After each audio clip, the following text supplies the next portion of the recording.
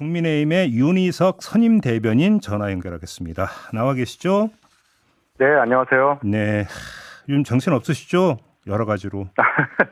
예, 좀 그러네요. 아이고, 아무튼 이 사태에 대해서 뭐 그 대변인 그 지위로 말씀해 주셔도 되고 그냥 개인 의견도 네. 좋은데요. 지금 어떤 심경으로 지금 이 상황을 계속 지켜보고 계시는 겁니까? 이 탄핵이라는 게 이 8년 만에 두 번째로 되는 네. 8년 만에 다시 시도되는 상황이 올 줄은 정말 몰랐고, 이 상황에서 저희가 정말 비상한 각오로 잘하지 않으면 네, 뭐 진영 논리가 아닙니다. 이것은 예, 국가 전체가 정말로 커다란 위기에 빠질 가능성이 높다. 이런 엄중한 시각으로 대응하고 있습니다. 윤석열 대통령이 한동훈 대표와 만난 자리에서 경고성 계엄이었다고 말했다라는 거 아닙니까? 보도를 보면은 네. 이 말이 성립이 될 수 있는 말입니까? 그것은 뭐 저도 한동훈 대표의 그 후의 발언과 예. 생각이 같아요. 계엄이라는 것을 어떠한 야당에 대한 네, 경고성으로 쓸 수 있는 어떠한 근거도 헌법에도 없고 계엄법에도 없다고 생각을 합니다. 그러니까요. 그런 차원에서 보면 대통령의 비상계엄령 발동은 목적 자체가 대단히 부적절했다 이렇게 지적할 수가 있겠습니다. 그러니까요. 자, 탄핵 표결에 대한 입장으로 좀 이제 그 넘어가야 될 것 같은데요. 일단 당론으로 탄핵 반대를 정한 거 아니겠습니까? 네. 자, 그러면 이제 그 국민의힘에서 많이 싸웠던 표현이 단일 대우였는데 표결에서 이 단일 대우가 유지가 될 거라고 그렇게 전망을 하고 확신을 하십니까? 일단 뭐 5명의 초선 의원들이 여러 말씀을 하시면서 네, 임기 단축, 개헌 이것에 대한 전향적 고려가 없으면 표결에서도 그 부분을 생각을 해보겠다 뭐 이렇게 말씀도 하시고 네, 여러 의견이 있겠죠. 그러나 예, 지금 이 상황에서 탄핵이 가결될 경우에 발생할 수 있는 혼란, 예, 그 혼란은 오롯이 국민의 몫이고 그 혼란을 이미 8년 전, 7년 전에 다 목도하고 국민들께서 물적, 정신적으로 다 겪어본 것 아니겠습니까? 네, 네, 네. 그것을 막자는 차원에서 이번 탄핵안 가결은 막아야 한다는 의견은 당 전체에 전반적으로 다 인정되고 있다고 생각합니다. 근데 지금 대변인께서 말씀하신 대로 5명의 소장파 의원이 어제 입장을 내놓은 게 있었고 또 개혁신당 네. 쪽에서는 뭐 탄핵 찬성 최소한 파악된 것만 6명이라는 주장이 나온 바도 있었고 안철수 예. 의원 같은 경우는 어제 인터뷰를 통해서 탄핵에 찬성하는 사람들이 더 있다라는 요지의 주장을 했고 그러면 예. 이 그 탄핵에 찬성하는 표가 8명 이상 나올 수도 있는 가능성은 배제할 수 없는 거 아닐까요? 어떻게 보십니까? 예. 그럴 가능성이 당연히 있죠. 없다고는 제가 말씀 못 드리겠고. 예. 그러나 한동훈 대표가 어제 최고위에서 말씀을 하셨듯이 네. 기본적으로 한 대표의 생각 또한 예. 저희 당론으로 의총에서 정해진 탄핵 반대와 같다. 그렇다면은 개별 의원들이 정말 본회의장에서 어떻게 기표할지야 네. 어떻게 통제하겠어요. 그런 그러니까요. 통제할 수도 없는 거고요. 무기명 비밀 투표잖아요, 어차피. 그렇죠. 예. 그래서 어쨌든 당 전반적으로는 탄핵 반대 의견이 전체적으로 반영되고 있는 상황이다. 이 정도 말씀드립니다. 혹시 그러면 탄핵 반대 당론이 결정이 됐고 그럼 반대를 하는 방법이 어떻게 하는 거죠? 불참하는 거냐 뭐냐 혹시 이런 얘기까지 좀 그 정리가 됐나요, 당 안에서? 뭐 정리되고 그래서 정말로 불참하고 이 수준까지 논의가 된 걸로는 저는 듣지 못했습니다. 물론 집단으로 투표에 불참을 하면 정말 가장 확실하게 탄핵안을 부결시키는 방법이 되겠죠. 네. 그런데 그 모습은 국민들께서 바라는 국회의 모습은 아닐 것이고 그다음에 또 특검법도 같이 민주당이 상정해서 처리하겠다는 거 아니에요? 그렇죠. 그것까지 생각하면 집단 불참은 특검법에 대해서는 또 확실한 가결의 방법이기도 해요.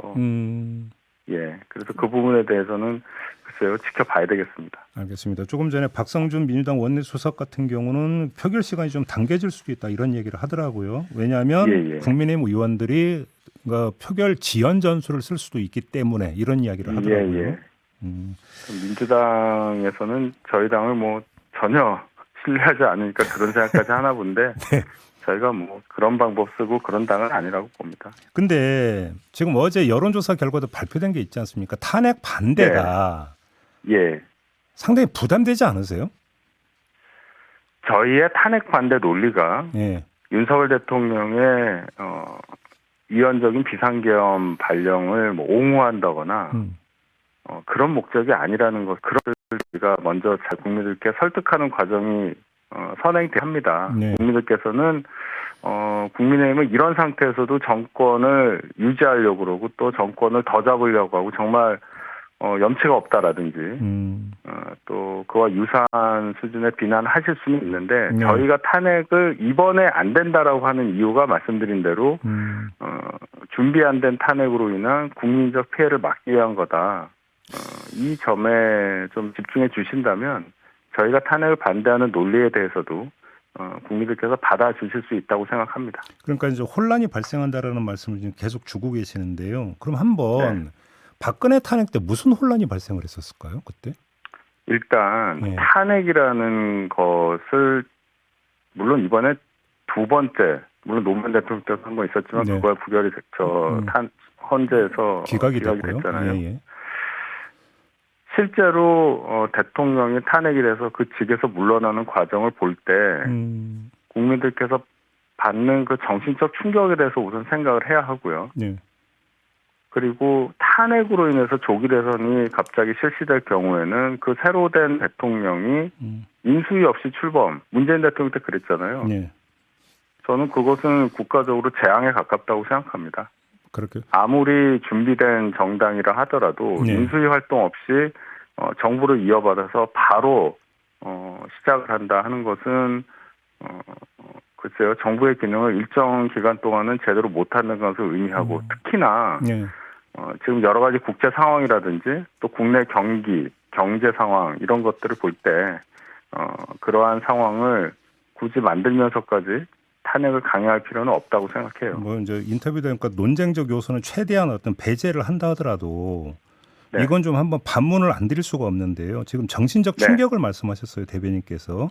예, 예. 근데 탄핵에 따른 국민들의 정신적 충격보다 계엄에 대한 국민들의 정신적 충격이 훨씬 더 큰 거 아닙니까, 대변인님? 네.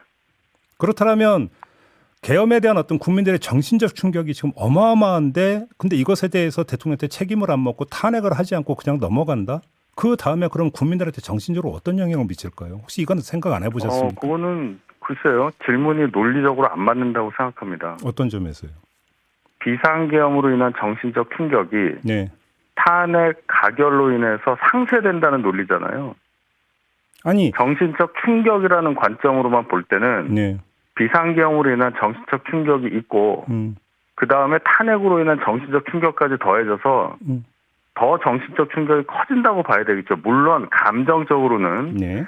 비상계엄 발동으로 인한 국민의 상처를 탄핵 가결로 인해서 위안을 준다 이렇게 말을 할 수는 있지만 정신적 충격 차원에서는 더해지는 것 결과밖에 안 된다고 봐요. 물론 지금 야당이나 다른 분들 말씀하신 것 중에 윤 대통령이 계속 그 자리에 있을 경우에 더 위험한 행위를 할 수 있지 않느냐 이런 걱정이 있는 거 아마 그 말씀하시는 걸로 저는 생각을 하고 네네.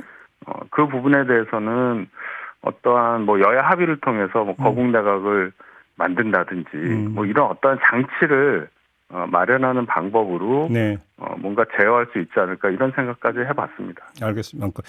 뭐 이 꼬리는 물지는 않겠습니다만 아까 잠깐 여론조사 결과도 제가 이제 그 질문에 포함을 시켜서 이제 의견을 여쭤보지 않았습니까? 거기서 지금 네. 국민들이 어떻게 이 상황을 바라보고 있고 국민들이 바라는 해결책이 뭔지에 대해서 그러니까 여쭙는 차원이었다. 이 점만 환기시켜 드리고요, 대변인님. 만약에 그러면 탄핵이 해결 방법이 아니라면 그럼 위헌 유법적 그 계엄에 대해서 책임을 묻는 해법은 어떤 게 있을 수가 있는 걸까요? 지금 이미 내란죄라는 항목으로 네. 뭐 경찰이 됐든 검찰이 됐든 네. 수사 개시가 가능하다. 아마도 일정 부분 뭐 김용현 장관에 대해서는 수사가 들어간 걸로 알고 있고요. 예. 그 트랙으로 진행되는 것을 지켜봐야 될 필요가 있다고 생각합니다. 제가 이 탄핵에 대해서 이번에 부결이 돼야 한다는 논리 중에 하나는 네. 지금 이 상황에 대해서 그대로 그냥 진행한다, 예를 들어서. 그래서 민주당의 뭐 이재명 대표가 정말로 당선이 된다, 대통령 당선이 된다 했을 때 네. 이재명 대표가 가지고 있는 여러 가지 재판 이슈, 이게 해결되지 않은 상태로 당선이 돼서 대통령이 되는 그 첫날부터 네. 더 지옥 같은 여야 대립이 있을 거예요. 그 얘기도 제가 꼭 첨언을 하고 싶습니다. 마무리해야 되겠네요. 그래서 시간이 다 됐네요, 대변인. 알겠습니다. 예, 네. 예. 마무리하겠습니다. 고맙습니다. 네, 감사합니다. 네, 윤희석 국민의힘 선임 대변인 함께했습니다.